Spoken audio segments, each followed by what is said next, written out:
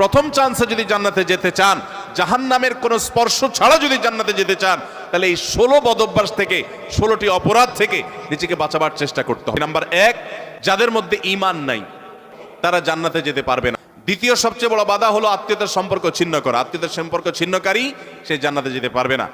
তৃতীয় বড় বাধা হলো যারা চগলখড়ি বদঅভ্যাস আছে, এই রোগটা।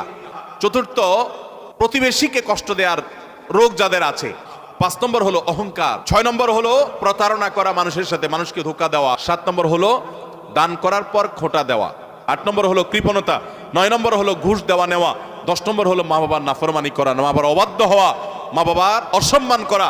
11 নম্বর হলো মাদক আসক্ত হওয়া। 12 নম্বর হলো হারাম উপার্জন দ্বারা, হারাম খাদ্য দ্বারা, পানীয় দ্বারা শরীর গঠন করা। আর 13 নম্বর হলো রূঢ় স্বভাবের হওয়া।